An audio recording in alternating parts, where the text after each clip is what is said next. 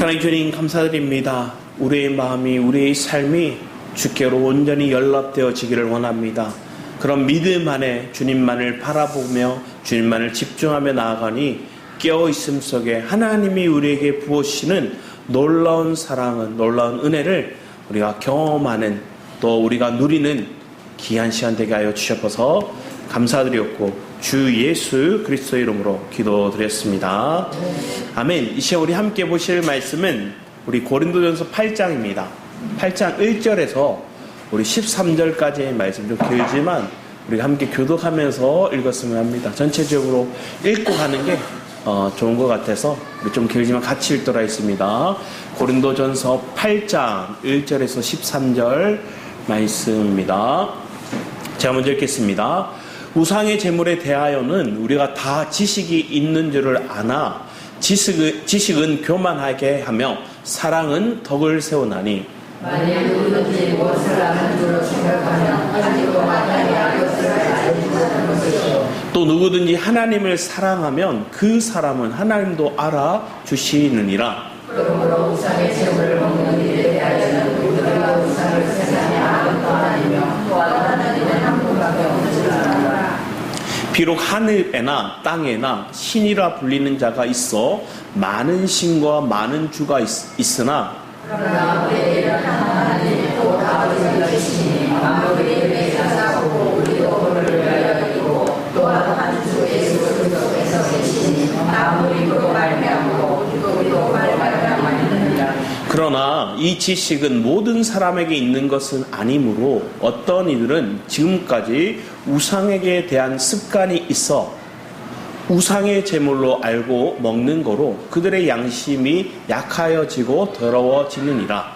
음식은 우리를 하나님 앞에 내세우실 본다는 우리가 먹지 않는다고 해서 우상도 아니고 먹는다고 해서 것도 아니라. 그런즉 너희의 자유가 믿음이 약한 자들에게 걸려 넘어지게 하는 것이 되지 않도록 조심하라. 지식이 있는 자가 우상에 있지 않아 먹는 것을 누구든지 보면 그 믿음이 약한 자의 양심이 강력하여 우상의 제물을 먹게 생각했느냐. 그러면 내 지식으로 그 믿음이 약한 자가 멸망하나니 그는 그리스도께서 위하여 죽으신 형제라. 네가 너희와 형제의 죄를 지어도 약한 무슨 상상하냐. 꼭 그리스도의 죄를 짓는 것이니라. 같이 읽겠습니다. 그러므로 만일 음식이 내 형제를 실족하게 한다면 나는 영원히 고기를 먹지 아니하여 내 형제를 실족하지 않게 하리라. 아멘. 이 말씀을 쭉 읽으면서 우상 제물에 대한 메시지가 있죠. 그런데 그 과정 속에서 먹어도 율법적으로는 그 하나님의 그 오늘날 은혜의 관점에서는 먹거나 안 먹거나 상관없는 거예요. 그래서 예전에 저도 그 저희 안 믿는 친척들 집에 이렇게 명절에 놀러 가면 항상 얘기해요. 이거 제사 안 지낸 거다 이렇게 얘기하는 거예요. 왜? 믿는 가족이 안 먹는 거 아니니까 따로 구분해 놨다는 거예요. 그러니까 그거에 너무 잡혀도 사실은 자유하지 못한 거고, 또 그것으로 인해서 너무 많은 생각이 우리의 마음을 해롭게 하면 또 그것으로 인해서 나는 자유하니까 막 먹다가 이제 신앙의 초보들이 있어요. 그것으로 인해서 힘들어하는 사람들이 그걸 보고 마음이 시험이 될 수 있는 거예요. 그러니까 이 시대는 그랬어요. 이 시대 때는 이방 다른 신들이 많았잖아요. 우상 신들을 많이 섬기는 이들이 있었습니다. 그 이방신을 섬기는 사람들이 자기들은 예전에는 그런 신적인 하나의 그 자기들이 주라 얘기하는 자기들이 신에게 바치고 드린 것들을 이 먹는 거에 대해서 그것이 우상이라고 딱 생각했는데, 그래서 다시 예수를 믿게 되고 신앙을 개종을 했는데 그거에 대해서 먹는 사람들이 보이는 거예요. 그러니까 그들 입장에서는 초신자가 그들이 볼 때는 저들이 왜 저렇게 하지 하는 생각이 드는 거예요. 원래는 뭐 번제단이 다 불로 태워서 제사를 드리고 아니면 제사장들만 나누던 걸 이제 시대가 좀 바뀌어가니까 제사장만 나누는 게 아니라 그 제물을 드렸던 사람들에게 나누어 주다 보니까 나눈 제물을 가지고 잔치를 벌였거든, 사람들이. 그러니까 그 잔치에 참여했다가 그 먹는 것도 꺼림칙한 거예요. 그래서 이방신을 섬긴 자들의 그 우상을 먹는 게 내가 꺼림칙하니까 그런 모습에서 이걸 어떻게 해석해야 되는가를 이렇게 보는 거예요. 특히나 여기서 얘기하는 거는 우리가 초반에 지식에 잡혀 있으면 그게 뭐라고 얘기합니까? 건축을 할 수 없어요. 사랑이 아닌 거예요. 여기서 이 지식이라고 얘기하는 건 그노시스라고 얘기하거든요. 이 시대, 헬라 시대 때 그노시스는 그들에게 절대적인 학문이었고 또 지식을 통해서 그들이 뭘 얻게 돼요? 부를 얻게 되었어요. 특히나 고린도 지역의 이 교회는, 이 지역은 상업이 발달했어요. 그리고 그들이 섬기는 철학, 문화, 그리고 그들의 지식들이 엄청나게 발달하는 곳이었어요. 그러니까 바울조차도 거기에 대해서 갔다가 그들이 복음 전하는 과정 속에서 그 앞에 아데나 지역에 갔다가 실패를 하고 고린도 교회를 가거든요. 그러니까 그 실패 속에는 그 아테네에서 복음을 전하다가 지식적으로 논박하면서 막 맞췄어요. 그러니까 실패했어요. 그 고린도 교회에 와서는 그가 뭐 했느냐? 그가 많은 지식을 가졌지만 그 지식적으로 말하지 않았어요, 사실은. 복음적으로. 그리고 우리의 마음은 하나님이 우리에게 뭘 주시고자 하는지를 분명히 알거든요. 사랑으로 덕을 세우는 것. 그래서 여기 영어 성경에 보면 build up이라고 적혀 있습니다. love builds up. 사랑이 건축을 한다 얘기합니다. 덕을 세운다고 우리는 표현되어 있지만 이가 이 영어 표현 안에서는 덕이라고도 얘기하지만 또 다른 의미 속에는 건축하는 것, 세워가는 걸 얘기합니다. 사랑이 교회를 세워가는 거예요. 사랑이 가정을 세워가는 거예요. 사랑이 우리의 공동체를 더 하나님의 합당한 모습으로 세워간다. 여러분 비계라고 하십니까? 비계? 비계라고 얘기하면 돼지 비계만 생각하시는 분들이 있어요. 근데 이 사진을 한번 보면 비계가 네, 그냥 이거 클릭만 해주시면 됩니다. 자, 이게 비계예요. 이걸 우리가 뭐로 하냐면 일본말로 아시바예요. 아시바라고 말이 사는 건축하는 사람은 아시바 하거든요. 저희 친척 고모부도 이 아시바를 하는 주 일만 하시는 분이 있었어요. 그래서 비계 작업. 이 비계 작업은 어떻게 보입니까?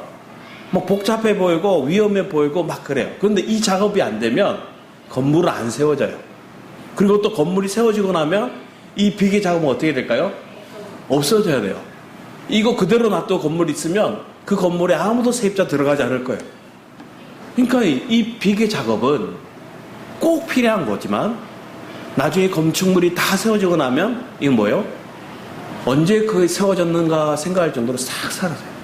그리고 이 비계 작업을 하는 사람들은 전문가예요. 아무나 초보가 이걸 하지 않아요. 왜냐하면 안전과 관련된 부분이 있고 이걸 잘 해놔야 건축의 외벽을 세운 데 있어서 정말로 바르게 세울 수 있거든요. 지금에서 이런 작업을 많이 안 하는 건물도 있습니다. 다른 공법들이 많이 생겼습니다. 그런데 이 작업을 해야지만 꼭 우리가 세워지는 거예요. 신앙 안에서도 보면 예수님이 그걸 하셨어요. 예수님이 신앙의 기초를 모든 것들을 다 감당하셨어요. 그렇지만 그분은 하나도 흔적 없이 사라지는 것처럼 우리의 삶에도 사랑을 얘기를 할 때 우리는 이 작업들이 필요한 것 같아요. 사랑을 표현할 때 우리는 누군가를 세우고 누군가를 사랑할 때 이런 모습이 있는 거예요. 내 자녀를 향해서. 그런데 요즘 시대는 좀 바뀐 것 같아요. 자녀가 사랑으로 세워나갈 때 이 자녀가 아름답게 빛이 나고 더 드러나야 되는데 요즘 부모들은 어떻게 될까요? 이 자녀가 나의 메달이 될 때가 있어요. 나의 상장이 될 때가 있어요. 그래서 이 자녀를 통해서 내가 기꺼이 헌신하고 내 어떤 성적, 내 상장, 내 메달이 되고자 하니까 뭐예요? 더 윽박지르고 그 자녀에게 더 드러나는 모습들이 뭔가를 막 연구하는 거예요. 그리고 자기도 똑같이 드러나서 그 영광을 자기가 받으려고 하는 거예요.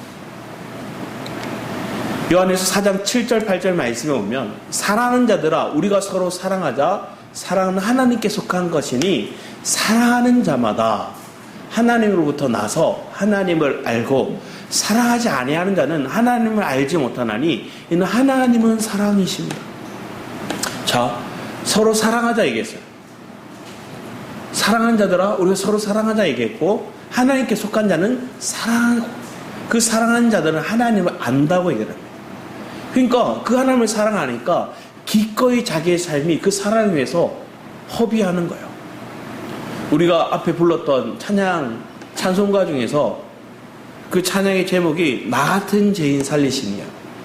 이 찬양에 지은 사람이 존 뉴턴이거든요. 존 뉴턴 우리가 들어보신 분 아실 거예요. 원래는 노예 상인 선을 이끄는 선장이었어요. 그래서 노예를 태우고 다니는 배들 있잖아요. 그 예전에 보면 영상이나 사진에 보면 기록물이 났는데 노예들을 어떻게 싣고 가냐면 관장이 넣듯이 이렇게 눕혀서 가요. 왜 그렇게 갈까요? 많이 실어 가려고. 움직이지 못하게 이렇게 누워서 하는 거예요. 그러다가 가다가 사르면 죽으면 버리고 그 많은 노예들을 싣고 갔던 그 배. 그게 노예 선이었어요. 그 선의 선장이 존 뉴턴이었거든요. 이 사람이 풍랑을 만나고 어떤 계기를 통해서 복음을 받아들이게 됩니다. 복음을 받아들이고 나니까 자기 같은 죄인이 없는 거예요. 그리고 그가 회심하고 나서 나중에 목회자가 되거든요. 목회자가 되는데 나중에 목회자가 됐을 때 강단에 딱 서면 어떤 옷을 입었냐면 노예 옷을 입었어요. 그때 당시에는 그 목사님들이 옷을 꾸미는 복장들이 있었어요. 화려하게.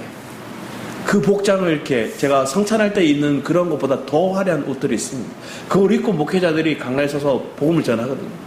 근데 이분은 자기가 죄인이었음을 인식하고 그 죄인이었던 나를 사랑하신 주님의 그 은혜를 기억해서 자기 과거를 드러내요.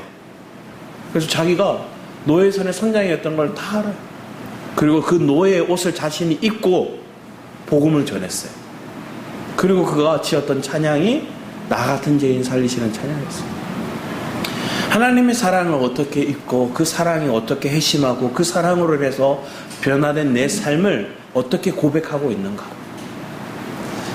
사람들이 이런 화려한 것들, 엄청난 극적인 변화만을 우리가 인식할 수 있습니다.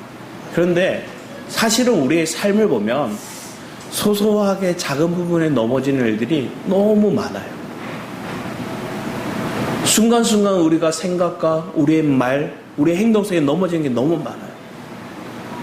그리고 그 넘어짐 속에 우리의 생각이 어떤 생각을 가지고 있는가를 보면 그 영혼을 사랑으로 바라보는 게 아니라 판단과 비판과 정죄로 바라보고 있어요.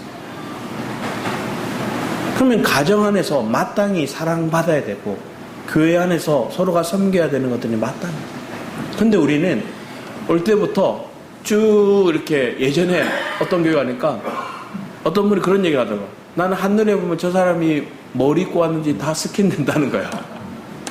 저 사람이 새 옷을 입고 왔고 아니면 어떤 메이크업, 어떤 명품을 입고 왔고 또 장신구를 어떤 걸 걸쳤고 이런 걸 다 본다는 거야. 근데 그걸 보면서 뭘 하는 걸까요? 계급을 나누고 있는 거죠. 그렇게 못 입는 사람도 있을 거고 그렇게 입을 수 있지만 그냥 검소하게 있는 사람도 있을 거고.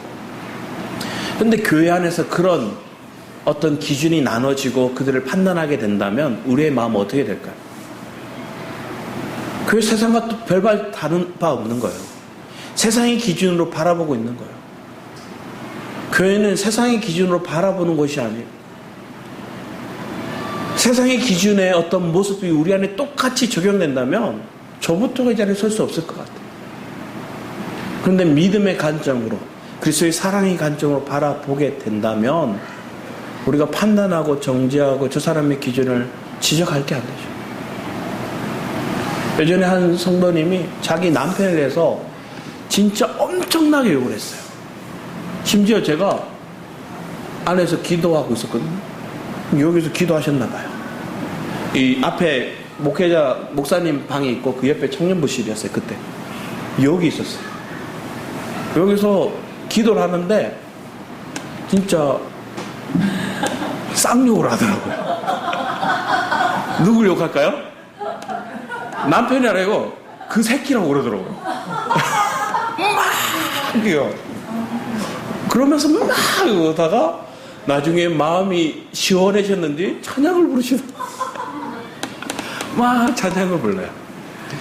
밖에 있다가 이걸 나가지도 못하고 한참 있었어요. 어떤 마음이었을까요? 그분은 그게 마음이 시원해졌나 봐요. 그리고 그러면서 나중에 심지어 놀랍게 그 남편을 전도했습니다. 그 남편이 왔어요. 그 남편이 어떻게 행동해 저는 다 알아요. 왜? 세세하게 다 얘기하더라고요. 이 남편이 뭘 했고, 노름도 했고, 뭐, 세상적으로 뭐, 다 이런 걸 다 얘기하는 거예요. 그럼 욕을 한 거죠. 근데 그분이 전도대 왔어요. 그분을 볼 때, 처음에, 할렐루야 하고 있지만, 나도 모르게 뭐가 들어요? 저분이 옛날에 그렇게 살았는데, 멀쩡하게 수트를 입고 딱 오셨더라고요. 이렇게 넥타이만 안 했지만, 그렇게 오셨던 거예요. 우리 기준에 볼 때는 그런데 나중에 또 은혜의 관점을 보니까 그분이 헌신을 해요. 섬겨요. 심지어 교회 가서 주방에 가서 막 설거지도 하고 그래요. 우리의 기준에 볼 때는 그 모습을 보면 좋은 남편이라고 성도들은 막 얘기해요. 근데 그분은 겉으로는 뭐예요? 좋은 남편아 네 하지만 속으로는 아직도 마음에 상처가 남아있으면 그 밖에서의 모습이 다른데 이렇게 생각했었어요. 근데 주님 안에서 보면 주님은 우리 안에서 다 사랑의 관점으로 보는 거예요. 지난 금요 예배 때, 금요 찬양 예배 때 주님은 우리에게 마태복음 5장 말씀 보면 너희는 소금이라 너희는 빛이라 말씀하셨어요. 그러면 우리는 소금처럼 살아야 되고 빛처럼 살아야 되고 이렇게 생각해요. 그러면 우리는 교회가 너무 힘든 장소가 될 거예요. 직장 생활하는 것보다 더 힘든 게 교회 생활일 수 있어요. 왜? 내가 소금처럼 살아야 되고 빛처럼 살아야 되니까. 근데 주님은 우리에게 말씀하실 때 우리의 정체성을 너희는 소금이다 빛이다 얘기하는 거예요. 네가 빛으로 소금으로 살아야 된다고 말씀하시지 않았어요. 그렇게 행동해라 얘기하지 않았어요. 그냥 하나 우리의 정체성 우리에게 너는 소금이고 너는 빛이다 얘기했어요. 그럼 우리의 중요한 게 뭘까요? 내가 소금이구나 내가 빛이구나. 근데 그 관점에서 더 깊이 봐야 될 것은 그 소금이고 빛이신 분이 누구였어요? 예수 그리스도였어요. 하나님이셨어요. 하나님이 빛이고 하나님이 사랑이고 하나님이 우리에게 소금을 보셨어요. 그런 인식을 내가 가지면 내 안에 계신 주님으로 살고 주님으로 바라보는 것들이 필요하고. 어제 첫째 딸의 마음을 조금 풀어주느라 밖에 나가서 이렇게 막 돌아다녔어요. 지금 보면 저기 자이 아파트 보면 지금 행사예요. 행사하는데 같이 갔어요. 같이 풍선도 주고 막 이렇게 뭐 애들 좋아하는 거 낙하산 같은 거 야광 낙하산 뭐 이렇게 선글라스 뭐 이런 거 주더라고요. 그래서 그런 거 막 인스타 신청하고 막 해가지고 댓글 쓰고 해가지고 받았어요. 주니까 뭐예요? 막 좋아요. 그러고 가다가 나중에 지나가다 보니까 햄스터, 막 생쥐, 막 도마뱀 이런 거 파는 사람들이 있는 거예요.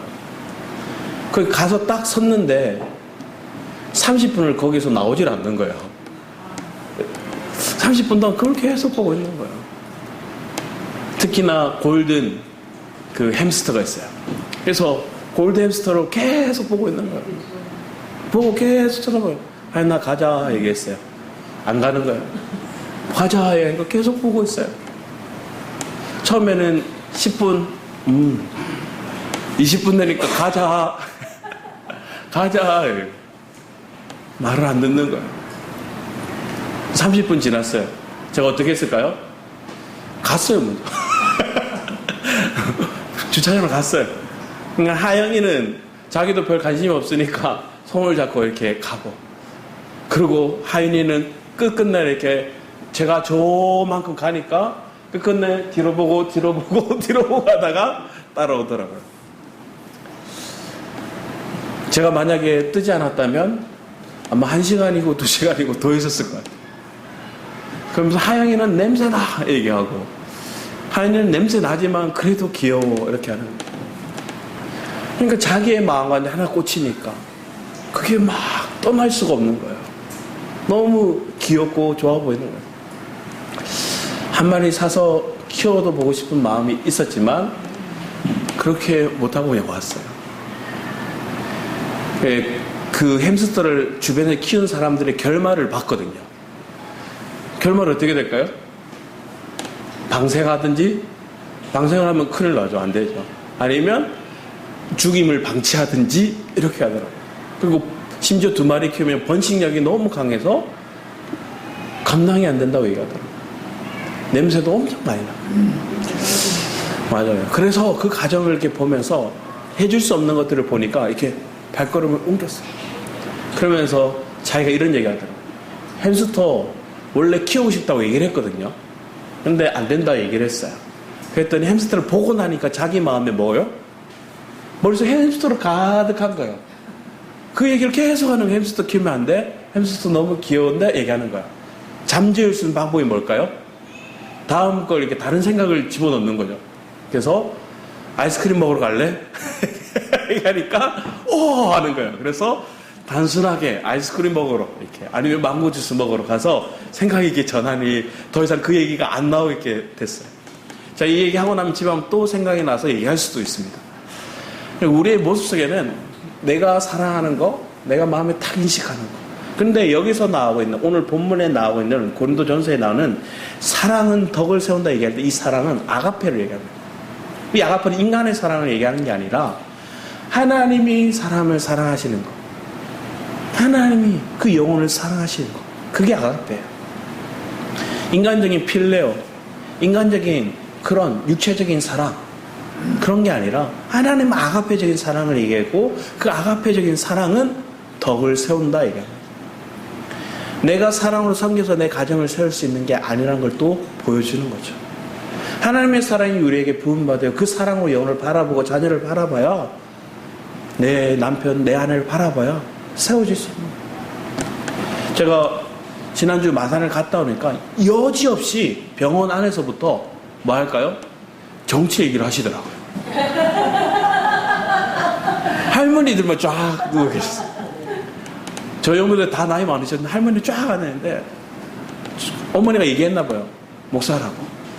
그럼 한 분이 제가 목사님은 어디 뽑으십니까? 얘기하시는 거예요. 저는 교회 안에서 제가 어느 표나 얘기하면 교회 안에 분란이 있습니다. 그래서 저는 이 정도 저 정도 다 좋아하지 않습니다. 그래서 그쪽에서 어떻게 하는가에 따라서 그 사람을 지지하는 거지 그 당을 보고 지지하지 않습니다. 얘기하니까 그분이 그래요? 근데 요즘 자식들을 보니까 다 나라 망하려고 그런다고 이렇게 얘기하시는 거예요.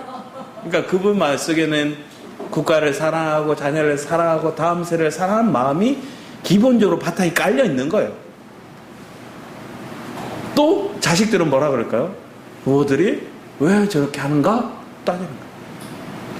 우리 기준 안에서는 뭘 딱 색을 나누고 편가르게 하면 뭐 하게 될까요? 저 상대가 지적 대상밖에 안 돼요. 판단의 대상밖에 안 돼요. 나하고 다르니까. 나하고 생각이, 가치관이 다르다고 생각하니까.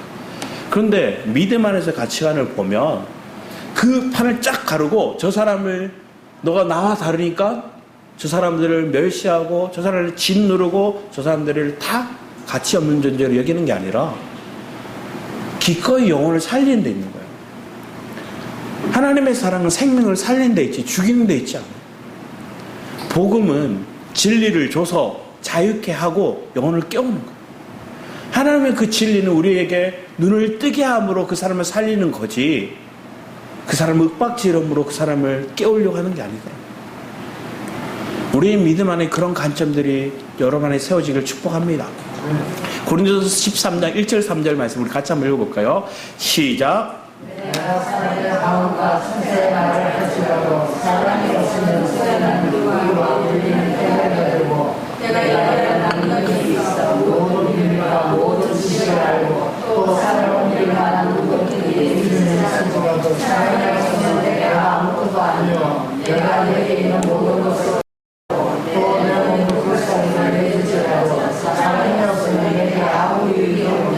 고린도전서 13장을 사랑장이라 얘기하죠. 거기는 얘기합니다. 분명히 아무리 능력이 있고 그 사람이 대단하고 지식이 있고 그 많은 걸 가졌다 할지라도 그 안에 사랑이 없으면 그건 아무 유익이 없다 이거. 이걸 고린도전서 10장에서도 비슷한 내용이 있는데 10장 23절 24절 말씀을 먼저 보면 모든 것이 가나 모든 것이 유익한 것이 아니요 모든 것이 가나 모든 것이 덕을 세우는 것은 아니니 누구든지 자기의 유익을 구하지 말고 남의 유익을 구하라. 그리고 33절에 나와 같이 모든 일에 모든 사람을 기쁘게 하여 자신의 유익을 구하지 아니하고 많은 사람의 유익을 구하여 그들로 구원을 받게 하라. 사랑이 있다는 건 우리가 사랑하는 삶을 살고 그 아가페적인 사랑을 경험한 사람은 뭐예요? 덕을 세우는데 어떤 덕을 세우느냐? 나만 잘 되기 위한 게 아니라 자기의 유익을 위한 게 아니라 남의 유익을 구하라. 그래서 우리의 가치관이 달라지는 거예요. 저 사람이 잘 되기 위해서 살아가는 거예요. 내가 잘 되기 위해 살아간다면 그 사람은 결국은 이기적인 사람이 될 수밖에 없어요. 그런데 저 사람을 살려야 되고 저 사람을 성공시켜야 되고 저 사람이 유익하게 돼야 돼요. 그런 관점이 사랑의 바탕에서 시작되는 거예요. 그래서 오늘 읽었던 이 8장의 말씀이 기초를 해서 쭉 가다 보면 뭘까요? 믿음의 연약한 자들이 있다면 우리 읽었던 마지막 절 13절 말씀에 보면 바울이 얘기해요. 만약에 내가 이거 먹거나 안 먹거나 나는 아무 이상 없지만 혹시나 내가 먹음으로 불편한 사람이 있다. 시험 드는 사람이 있다면 나는 그럼 절대 먹지 않겠다. 이렇게 얘기하는 거예요. 우리 안에 믿음의 관점에 봤더니 내가 나의 유익, 나의 자유만을 주장하는 게 아니라 저 영혼을 살리는데 저 영혼을 구원하는데 저 영혼을 유익하게 하기 위한 삶을 내가 살아가겠다. 바울은 고백하고 있는 거예요. 그래서 그 영혼을 살리고 깨우고 그 영혼에게 바른 길을 제시할 수 있는 것들이 우리 안에 필요합니다. 로마서 말씀을 이렇게 보면 로마 14장 13, 15절 말씀을 제가 읽어드릴게요. 그런데 우리가 다시는 서로 비판하지 말고 도리어 부딪힐 것이나 거칠 것을 형제 앞에 두지 아니하도록 주의하라. 내가 주 예수 안에서 알고 확신하노니 무엇이든지 스스로 속된 것이 없으되 다만 속되게 여기는 그 사람에게는 속되니라. 만일 음식으로 말미암아 내 형제가 근심하게 되면 이는 내가 사랑으로 행하지 아니함이라. 그리스도께서 대신하여 죽으신 형제를 내 음식으로 망하게 하지 말라. 비슷한 내용이에요. 고린도 오늘 전서 8장의 내용과 같은 맥락에서 14장을 볼 수 있습니다. 그래서 그는 사랑이 있으니까 비판하거나 판단하거나 비판받을 행동을 하지 않는다는 거예요. 그래서 그 형제가 근심하게 하는 거, 그것도 시험 들게 하는 거, 그런 행동을 하지 않겠다 이거. 그 사람이 근심하고 시험 들 행동을 함을 통해서 뭐 하는 거예요? 그거 사랑을 해가지 않고 있다 얘기하는 거예요. 17, 19절 말씀에는 하나님의 나라는 먹는 것과 마시는 것이 아니요 오직 성령 안에 있는 의와 화평과 희락이라. 이로써 그리스도를 섬기는 자는 하나님을 기쁘시게 하며 사람에게도 칭찬을 받느니라. 그러면 우리가 화평의 일과 서로 덕을 세우는 일을 힘쓰니라. 분명히 여기서 얘기합니다. 덕을 세우는 일이라 얘기합니다. 우리가 영혼을 위해서 그 사람이 시험 들지 않게 하는 거, 또 그 과정을 통해 내가 평강과 희락을 누리게 하는 거, 이 모든 게 성령 안에서 해가는 거. 가족들도 그렇잖아요. 나는 편하게 치약을 가운데서부터 짤 수 있어요. 나는 편하게 신발을 아무 때나 벗어날 수 있어요. 그런데 누가 불편해요. 밑에서도 짰으면 좋겠고 신발 정리가 좀 됐으면 좋겠고. 그러니까 그걸 해라고 막 말을 해요. 지적을 해요. 지적하는 것도 그 영혼을 시험에 들게 할 수 있는 거예요. 또 그것들이 안 하고 끝까지 고집 피우는 사람들 있어요. 알면서 이불로 헷가닥 신발을 던져놓고 이렇게 오는 사람들, 이불로 치약을 앞에서 짜는 사람. 저 사람이 힘들어하는 거 알아요. 불편해하는 거 알아요. 그럼 뭐예요? 내가 양보해 줄 수 있는 거야. 내가 바르게 할 수 있는 거야. 이게 가정 안에서도 필요한 거죠. 교회 안에서도 필요한 거예요. 예전에 한 성도님이 교회에서 기도하는데 기도할 때마다 방언기도인데 약간 이렇게 듣기 싫은 기도를 막 하시는 거예요. 악을 쓰면서 막 해요. 막 울면서 막 해요. 그러니까 조금 점잖게 기도하시는 분이 어떻게 느껴질까요? 저렇게 안 하도록 조금 해라고 이렇게 얘기하는 거예요. 근데 성도님 그런 얘기예요. 저 사람은 지금 다른 게 아무도 안 받아주는 거야. 저렇게 행동하니까 사람들이 다 멀리하고 어떻게 보면 눈빛이 그들에게 견제하는 눈빛, 불편한 눈빛을 계속 하니까 견딜 수가 없어 떠나고 하다가 결국은 여기까지 왔는데, 그러면서 그분에게 얘기한 거예요. 저 사람을 아무도 받아주지 않게 내가 받아줘. 하나님이 마음으로 받아주세요. 당신은 다른 곳에 가면 받아줄 곳이 많지만 이분은 받아줄 곳이 없다. 정착할 만한 곳이 없다. 결국은 그 말한 사람이 떠났어요. 그 말한 분은 11조도 잘 내고 봉사도 잘하고 막 그런 분이었어요. 우리 안에 무엇이 필요할까요? 기꺼이 내가 손해를 보더라도, 기꺼이 내가 내 삶에 허비가 있다 할지라도 영혼을, 연약한 자를 섬기는데 하나님 기뻐하시는 거예요. 그게 덕을 세우는 일에 힘쓰는 거예요. 로마, 그래서 그 뒤에 보면 14장이 끝나고 15장 1, 2절 말씀에 이렇게, 우리 이 말씀 같이 한번 읽어보겠습니다. 시작. 믿음이 강한 우리는 마땅히 믿음이 약한 자의 약점을 감당하고 자기를 기쁘게 하는 것이라. 우리 각 사람이 이웃을 기쁘게 하되 선을 이루고 덕을 세우도록 할지니라. 믿음이 약한 자들을 기꺼이 섬기고 그들의 약점을 감당해낼 수 있는 것, 품어줄 수 있는 것, 이렇게 가정의 모습이 되고 교회의 모습이 되는 것들이 축복이죠. 최근에 한 영상을 보는데 래퍼 중에 양홍원이라는 사람이 있어요. 짧게 지나가면서 봤어요.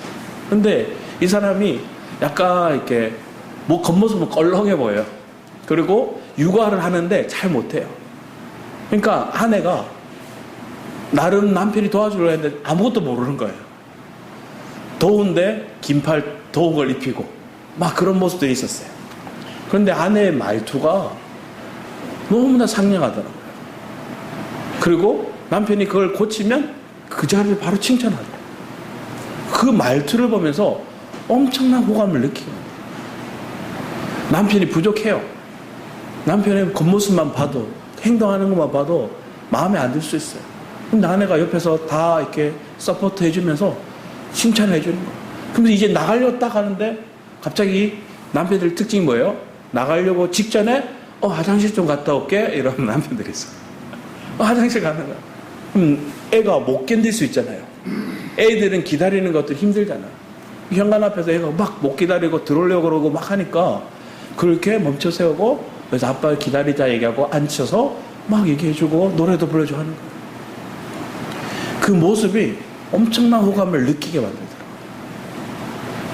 상대가 부족한 걸 느낄 때 그걸 지적하듯이 쏘아 붙이듯이 말하는 게 아니라, 그리고 그 사람이 그 부족한 걸 고치며 나가는 과정 속에 칭찬과 격려가, 그리고 그 호응해주는 말들이 표현되니까 그 과정이 엄청 아름다워 보이더라고요. 믿는지 안 믿는지는 모르겠어요. 근데 우리 안의 대화나 우리의 말 속에 그런 것들이 표현될 수 있다면 축복이죠. 그렇게 자란 것들을 밑에 댓글 보니까 그 아들, 그 자녀에 대해서 이 자녀도 똑같이 그렇게 될 것 같다고 사람들이 막 댓글을 줬더라고요. 우리는 어떤 모습을 보는가? 약점을 볼 때 어떻게 보는가? 이걸 보면 일본의 도자기 문화 속에 보면 이름이 킨츠키. 이 킨은 우리가 얘기하는 골드, 금이에요. 그리고 치키는 있다는 거예요. 그러니까 도자기가 깨져요. 깨지면 우리는 뭐예요? 다 버리는 거예요. 근데 일본의 문화 속에는 아끼는 문화들이 많이 있습니다. 재활용하고 아끼는 문화들이 많이 있습니다. 근데 도자기도 깨지면, 그릇도 깨지면 그 깨진 그릇을 버리는 게 아니라 이 깨진 그릇을 금으로 잇는다 얘기하는 거예요. 은이나 금으로. 그래서 여기 보면 금칠이 되어 있잖아요. 이걸 옷에다가 이렇게 옷물에다 넣어서 접착한 다음에 거기에 금으로 이렇게 쫙 이렇게 이어요. 그래서 킨츠키 문화, 킨츠키 도자기라고 하는데 이게 더 값어치 있어요. 깨져버렸으니까, 조금 무너졌으니까 버려버리고 그냥 쓰레기통에 넣어버리는 게 아니라 그것을 다시 금으로 잇는 거. 이게 한번 쭉 생각하는데 금은 신성에 속한 것들이죠. 우리 삶이, 심지어 이스라엘 백성들이 성전에 들어가는 것들, 특히나 법궤, 아니면 그 모습을 보면 뭐로 하는 조각목으로 만들거든요. 이 조각목은 손으로 팍 부수면 부서져요. 우리가 생각할 때 단단한 나무가 아니라 부서지기 쉬운 나무를 가지고 거기에 근으로 덮어요. 그래서 그것이 하나님의 성전 도구가 돼요. 우리 같은 거예요. 내가 부족해요. 잘 부스러지기 쉬워요. 잘 깨지기 쉬워요. 그런 내게 금으로 덮어요. 하나님이 그렇게 나를 세우시고 다시 아름답게 이어가는 모습이 우리가 교회 안에 필요한 거예요. 예전에 선한 목자교회인가? 유기소 목사님의 이렇게 설교 듣다가 간증 중에 이런 부분이 있었어요. 교회 앞에 주차 봉사하시는 분이 계셨대요.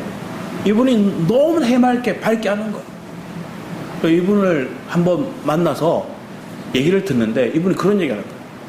자기는 원래 이런 사람이 아니었대. 가정 너무 화목해 보여요. 근데 원래 옛날에는 바람도 엄청 많이 피고 그랬다는 거예요. 그러니까 그 모습을 보니까 이해가 안 가는 거예요. 그 목사님도 자기 남편을 봉사하는 모습을 볼 때는 이해가 안 가는 거예요. 근데 그 아내가 기다려주고 기도해주고 품어주니까 이 남편이 변화되고 남편이 말씀을 복음으로 받아들이고 이 복음이 내 마음을 변화시키니까 가장 기꺼이 땡볕에 주차봉 들고 나가서 그 많은 성도들 오는데 주차봉사하고 있는 거야. 땀을 삐질삐질 하는 거야. 그것도 해맑게 웃으면서. 신경질 할 수 있잖아요. 막 끼어들 수 있고 막 주차할 수도 있고 마음대로 안 할 수 있는 거야. 항상 상냥히 웃으면서 그렇게 봉사하시는 거야. 그래서 그분의 간증 속에 나는 과거에 그러지 못했다. 나는 가정에 사실은 위기가 오고 가정을 무너뜨릴 게 나였다는 거예요. 그런데 변화받고 그의 삶이 그의 얼굴이 환히 빛난 우리의 삶에 이렇게 깨어질 것 같은 아니요 깨어진 가정 속에 하나님이 금으로 다시 있게 만드시고 회복시키는 것 이게 믿음 안에서 우리가 사랑으로서 덕을 세워나가는 믿음의 모습입니다. 빌립보서 2장 2절에서 5절 말씀을 보면 우리 한번 같이 읽어볼까요? 시작. 마음을 같이하여 같은 사랑을 가지고 뜻을 합하여 한 마음을 품어 아무 일에든지 다툼이나 허영으로 하지 말고 오직 겸손한 마음으로 각각 자기보다 남을 낮게 여기고 각각 자기의 일을 돌볼 뿐더러 또한 각각 다른 사람들의 일을 돌보아 나의 기쁨을 충만하게 하라. 너희 안에 이 마음을 품으라. 곧 그리스도 예수의 마음이니 얘기합니다. 같은 사랑을 가지고 뜻을 합하여 한 마음을 품으라. 이게 오늘 우리 교회 가운데 있기를 축복합니다. 아무 일에는 다툼이나 허영으로 하지 말고 겸손한 마음. 겸손한 마음 감성이 뭐가 있을까요? 그 뒤에 보면 남을 나보다 낮게 여기고 상대를 나보다 낮게 여긴다. 그 사람 속에 나타나는 그 부분, 과거의 어떤 행동, 그것을 내 기준으로 삼고 그 사람을 판단하는 게 아니라 오늘 나의 모습에 주님을 바라보는 그 영을 아끼는 거예요.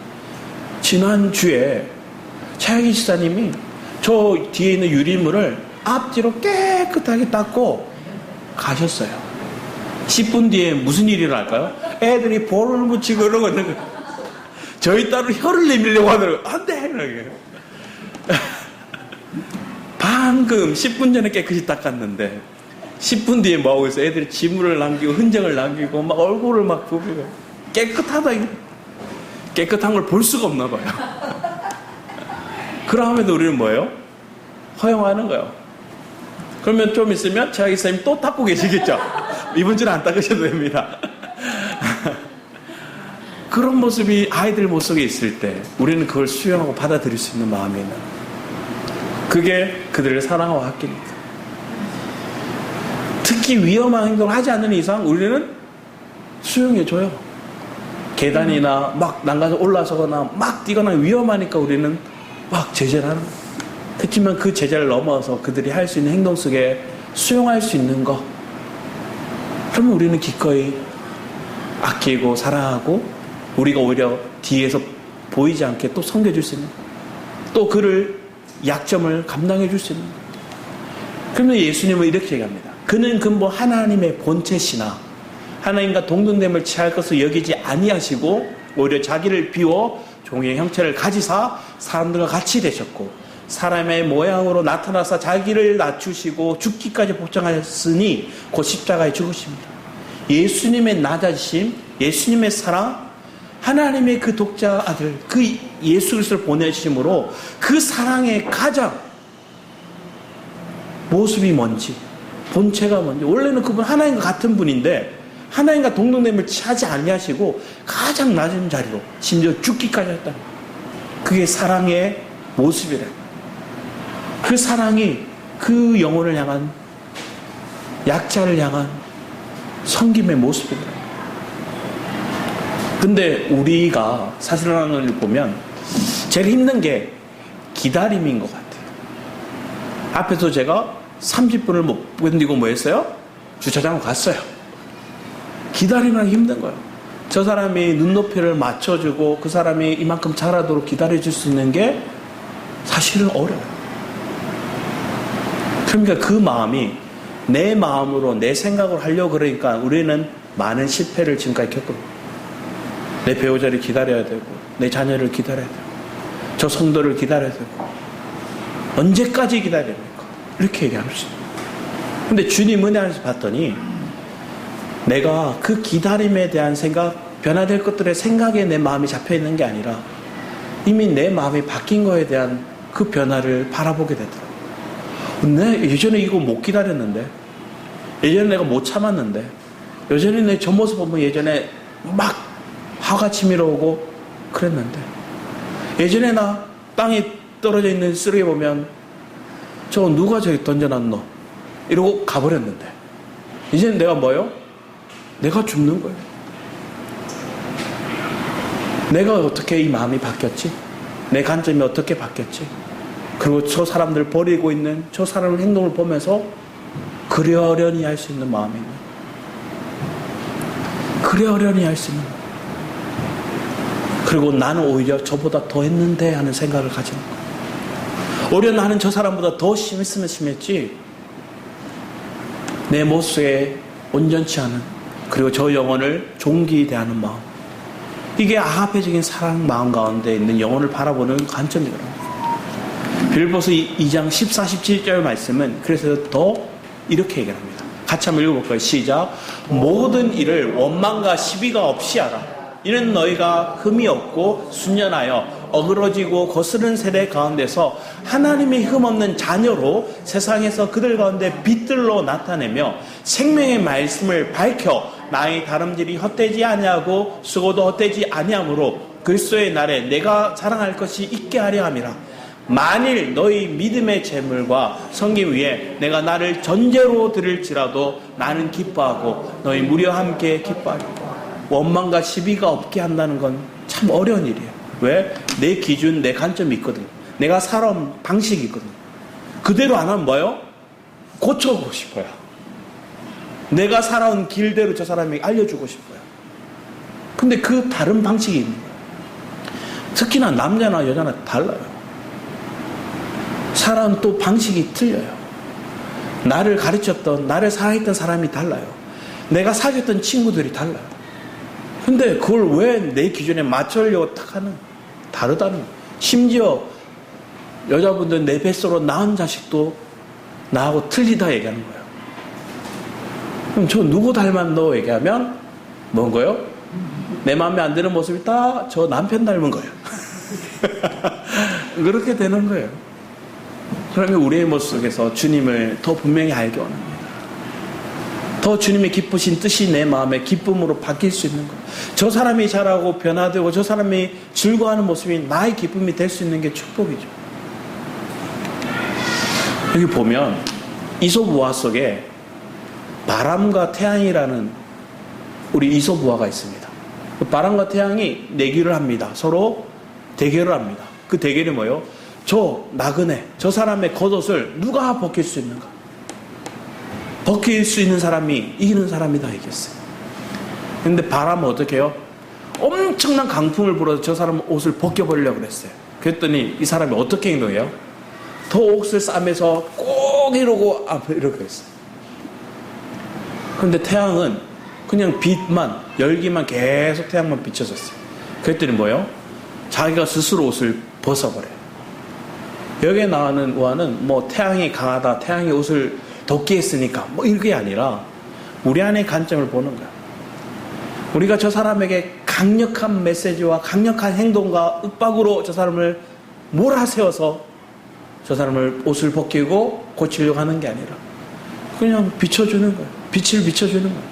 바른 삶이 무엇인지, 온전한 삶이 무엇인지 그 사람의 온기를 부어주는 거예요. 그 빛을 비춰주는 거예요. 그랬더니 그 사람이 저절로 자기가 스스로 바뀌더라고요. 스스로 바뀌니까 저 사람도 기쁘고 나도 기쁜 거예요. 그러니까 기다림의 과정 속에서 내가 저 사람을 윽박 지를 때는 언제 바뀌노 막 이런 마음만 가득했는데 내가 기다려주고 있는 태양과 같이 그 사람을 비추고 있으니까 저 사람이 어느 때인가부터 자기가 스스로 벗고 있더라. 우리의 삶에도 그런 은혜가 있기를 축복합니다. 우리 에베소서 4장 말씀을 우리가 같이 마지막으로 한번 보고 말씀을 맺고자 합니다. 우리 4장 29, 32절 말씀을 먼저 읽겠습니다. 시작. 무릇 더러운 말은 너희 입 밖에도 내지 말고 오직 덕을 세우는데 소용되는 말대로 선한 말을 하여 듣는 사람들에게 은혜를 끼치게 하라. 하나님의 성령을 근심하게 하지 말라. 그 안에서 너희가 구원의 날까지 인치심을 받았느니라. 너희는 모든 악독과 노함과 분냄과 떠드는 것과 비방하는 것을 모든 악의와 함께 버리고 서로 친절하게 하며 불쌍히 여기며 서로 용서하기를 하나님이 그리스도 안에서 너희를 용서하신과 같이 하라. 32절이 핵심이에요. 서로 친절하게 하며. 여러분 가족들 속에도 친절한 말이 필요합니다. 심지어 부모가 자녀에게 얘기할 때 친절한 말이 필요해요. 그리고 자녀도 부모에게 친절하게 말할 필요가 있습니다. 그런데 이게 친절한 행동들이 편하니까라는 관점에서 다 무너져 버려요. 제가 어릴 때 중학교 때였어요. 그 옛날에 중학교 1학년 때 그 반장 얘기했잖아요. 반장이 볼펜이 너무 탐이 나서 땅에 떨어지는 걸 보고 발로 차면서 주인이 누구지 이러고 주워갔다. 근데 그 반장 집에 초대를 받아서 간 적이 있어요. 그 반장 집에 갔어요. 갔는데 엄청 좋더라고요, 집이. 그 반장이 저보다 머리 하나 더 컸어요. 덩치도 크고. 말도 엄청 상냥하게 해요. 친절하게 얘기했거든요. 갔더니 어머니가 그 아들한테 어떻게 말하고 있냐면 존댓말 하시더라고요. 그리고 그 어머니가 나중에 저희들 이렇게 쭉 앉혀놓고 얘기를 하는데 너희들 부모님 방에 들어갈 때 어떻게 들어가? 하시는 거예요. 엄청 상냥하게. 그래서 막 열고 들어간다니까 아니야, 부모님 방에 들어갈 때 노크하고 들어가야 돼. 그거 하나 딱 가르쳐 주시는 거예요. 그것도 엄청 상냥하게 얘기해 주시는 거예요.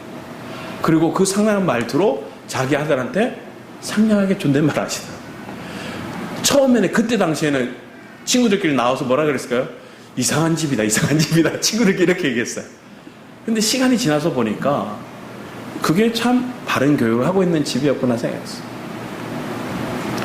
그리고 그 어머니의 말, 그게 뭐예요? 노크한다는 건 뭐예요? 친절히 부모에게 대하는 하나의 태도였어요. 근데 그 하나의 태도가 결국은 그 부모를 존귀하게 여기는 모습으로 바뀌더라고요. 그래서 이 반장이 부모님 대하는 말투 보면 엄청 얘도 함부로 하지 않고 부모님이 그렇게 자기에게 대해주니까 자기도 그렇게 대하더라고요. 그리고 이 모습이 학교에서도 그렇게 하더라고요. 친구들한테. 선생님에게나 반 친구들에게. 반장을 막 몰아세울 때가 있었어요. 근데 몰아세울 때도 이 친구는 화를 내지 않아요.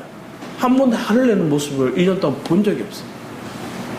우리 안에 친절함과 불쌍히 여기는, 긍휼히 여기는 마음과 그리고 서로 용서하기를, 우리 안에 용서하는 마음이 있기를 축복합니다. 그리스도 안에서 너희를 용서하신 같이 너희도 용서하라 주님 말씀하십니다. 그런 사람은 뭐예요? 입 밖으로 더러운 말도 또 윽박지르는 말도 하잖아요. 우리 4장에 그 윗절에 보면 이 말씀 핵심이 있는데 그 핵심에 대한 메시지가 이거예요. 4장 15, 16절 우리 마지막으로 함께 읽겠습니다. 시작. 오직 사랑 안에서 참된 것을 하여 범사에 그에게까지 자랄지라. 그는 머리니 곧 그리스도라. 그에게서 온 몸의 각 마디를 통하여 도움을 받음으로 연결되고 결합되어 각 지체의 분량대로 역사하여 그 몸을 자라게 하며 사랑 안에서 스스로 세우느니라. 여기서 연합을 중요하게 합니다. 머리가 누구인지, 머리가 그리스도이시고 그리스도 연합된 우리의 몸이 주님과 연결될 때 그 지체의 분량들의 역할들, 그 사랑을 흘러내게 된다는 거예요.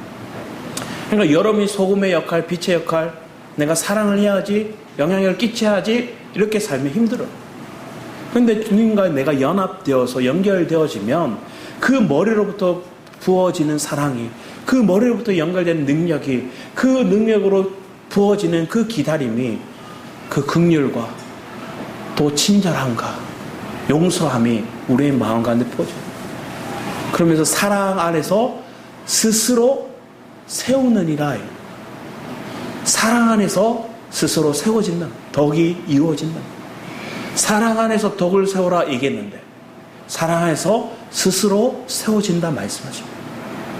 오늘 결론의 말씀은 내가 사랑으로 세운다는 건 결국 내가 머리 대신 그리스도와 온전한 연합을 이룰 수 있는 마음이, 삶이 있어야 됩니다. 그런 은혜의 삶을 날마다 갈망하며 주님 앞에 우리의 마음을 드릴 수 있는 몸된 지체가 저와 여러분이 되기를 축복합니다. 사랑하는 주님 감사드립니다. 우리의 삶 가운데 우리가 서로를 세우고 서로를 격려하고 우리의 마음 가운데 참된 은혜를 누릴 수 있는 삶이 되기 원합니다. 그래서 주님 그 은혜 안에서 하나님이 주신 사랑을 우리가 공급받음으로 우리도 그 사랑을 흘러낼 수 있는 믿음의 통로들 되게 하여 주셔서 감사드렸고 주 예수 그리스도의 이름으로 기도했습니다. 이 시간 우리 함께 찬양했으면 합니다. 사랑은 언제나 찬양을 함께 부르시고 기다림을 시작했습니다.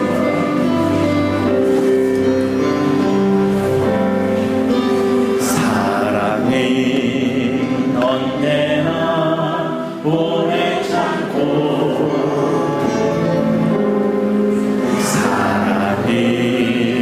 언제나 온유하며 사랑은 시기하지 않으며 자랑도 교만도 아니하며 사랑은 우리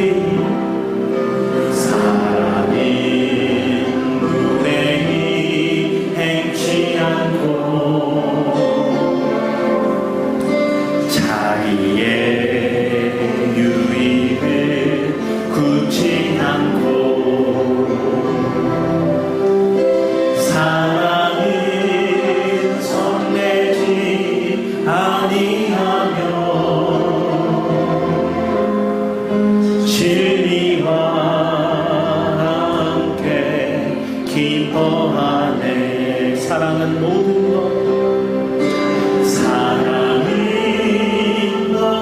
것 감싸주며 바라보 믿고 참아내며 사랑은 영원토록 변함없네. 믿음과 소망과 사랑에 이 세상 끝까지 영원하며 믿음과 소망과 사랑 중에 그 중에 제일 우리 다시 한번 사랑은 언제나 오래 참고 사랑은 언제나 오래 참고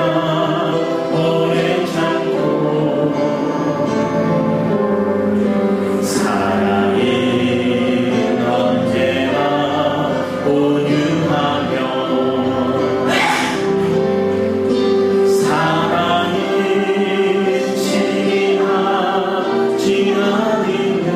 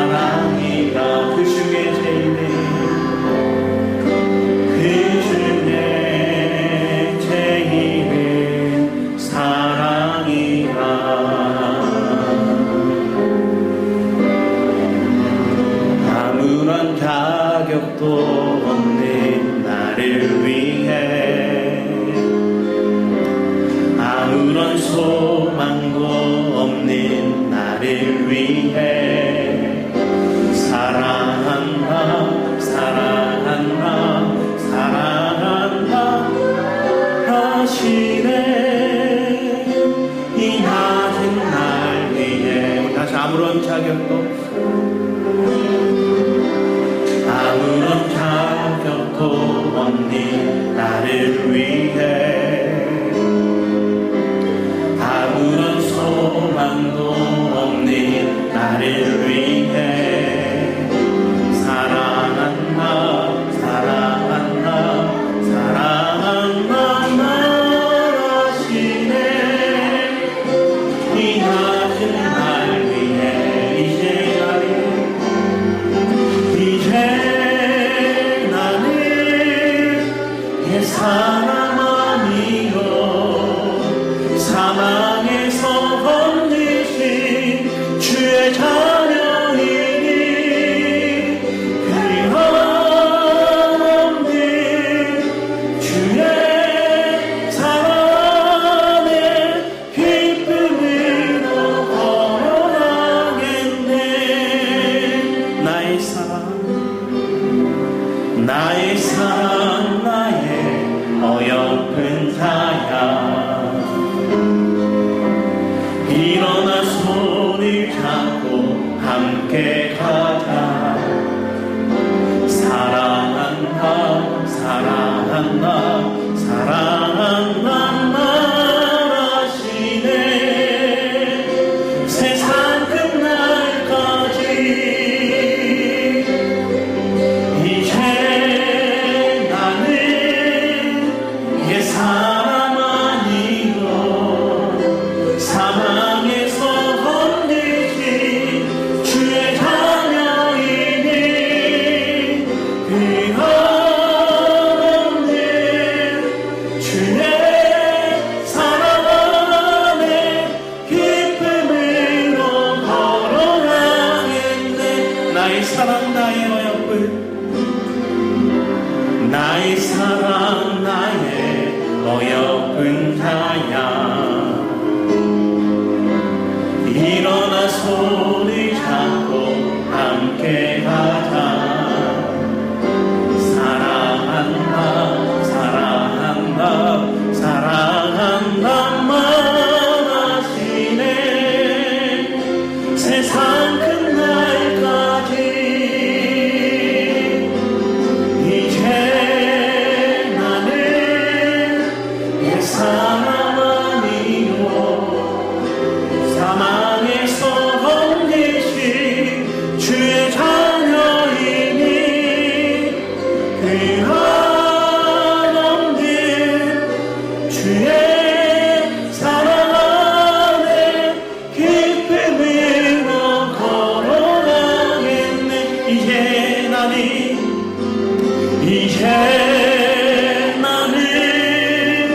옛사람 아니요 사망에서 건지신 주의 자녀이니 그하옵는 주의 사랑 안에 기쁨으로 걸어가겠네. 아멘. 기쁨으로 주님과 함께 동행하는 걸음 되기를 축복합니다. 한 3명의 노동자가 있었습니다. 3명의 노동자가 한 사람은 당신이 노동하는 건 뭡니까? 하니까 벽돌을 하나씩 쌓는 겁니다. 이랬어요. 두 번째 노동자가 물었어요. 지금 당신이 하는 노동은 뭡니까? 돈을 버는 거예요. 그런데 지금 벽돌을 쌓고 이 노동을 하는 것들은 교회를 짓고 있었거든요. 그 교회 다니는 성도 한 분의 노동자가 이렇게 해요. 나는 아름다운 교회를 세워나가고 있습니다. 우리의 마음 가운데 하나님, 내가 지금 하고 있는 섬김이, 내가 지금 하고 있는 말과 행동들이 무엇을 하고 있는가? 돈을 벌기 위해서, 아니면 내가 생계를 유지하기 위해서, 아니면 이 가정을 내가 지키기 위해서 내가 믿음 안에 아름다운 교회를 세워나가고 있는 그런 삶이 된다면 여러분 여러분 삶이 바뀔 줄 믿습니다. 그렇게 세워지는 교회, 그렇게 세워지는 가정, 여러분이 그렇게 세워지는 공동체와 일터가 되기를 축복합니다. 그래서 남을 유익하기 위해서, 남을 세우기 위해 기꺼이 나를 드릴 수 있는, 전제로 드릴 수 있고 그것으로 인해 기뻐할 수 있는 저와 여러분의 삶이 되기를 축복합니다. 우리 주일 찬양 기도하며 나아가겠습니다. 주여! 아버지